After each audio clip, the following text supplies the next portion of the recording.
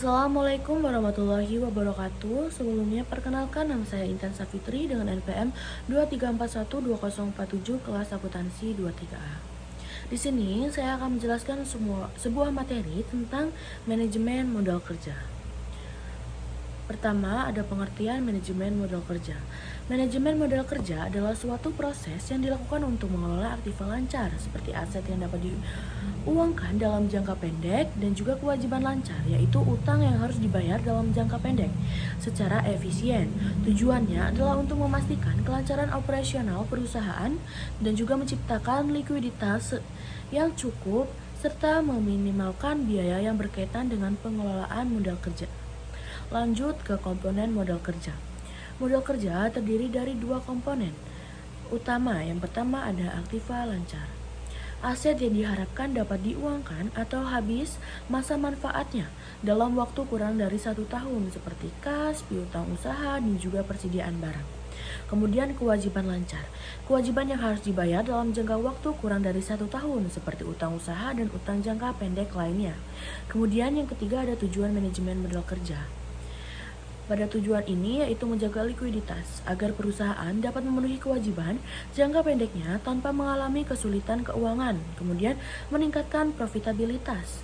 Di sini mengelola modal kerja secara efisien dapat membantu perusahaan meningkatkan keuntungan serta dengan mengurangi biaya-biaya yang tidak perlu.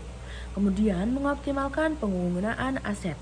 Dengan pengolahan yang baik, modal kerja dapat digunakan untuk mendukung pertumbuhan bisnis seperti investasi dalam persediaan atau pembayaran utang. Kemudian ada strategi manajemen modal kerja. Strategi ini mencakup kebijakan modal kerja longgar, mengalokasikan lebih banyak modal untuk aktiva lancar sehingga perusahaan memiliki banyak likuiditas namun dapat meningkatkan biaya peluang. Kemudian ada kebijakan modal kerja ketat. Di sini mengelola modal kerja dengan lebih ketat dengan sedikit aktiva lancar untuk minimalkan biaya namun dapat meningkatkan risiko kekurangan likuiditas. Kemudian ada kebijakan modal kerja seimbang. Di sini menggabungkan kebijakan longgar dan ketat sesuai dengan kebutuhan perusahaan, bertujuan untuk mencapai keseimbangan antara likuiditas dan juga efisiensi. Kemudian yang kelima ada indikator dalam manajemen modal kerja. Yang pertama rasio lancar, mengukur kemampuan perusahaan untuk membayar kewajiban jangka pendek dengan aktiva lancar. Dengan rumus rasio lancar, aktiva lancar dibagi dengan kewajiban lancar. Rasio lebih dari 1 menunjukkan perusahaan memiliki cukup aktiva lancar untuk menutupi kewajiban lancarnya. Kemudian ada rasio cepat dengan rumus aktiva lancar dikurang persediaan dibagi kewajiban lancar. Rasio ini lebih konservatif karena tidak menyertakan kepersediaan yang bisa sulit dijual cepat. Kemudian ada faktor-faktor yang mempengaruhi manajemen modal kerja. Yang pertama, kondisi ekonomi. Pada kondisi ekonomi yang tidak stabil dapat mempengaruhi arukas perusahaan, memerlukan pengelolaan modal kerja yang lebih ketat. Kemudian ada musiman. Perusahaan yang memiliki siklus musiman seperti retail mungkin memerlukan lebih banyak modal kerja selama periode puncak. Kemudian ada kebijakan kredit. Kebijakan pemberian kredit yang longgar dapat meningkatkan piutang usaha, mempengaruhi manajemen modal kerja. Kemudian ada dampak manajemen modal kerja yang baik. Ada pada kelancaran operasional.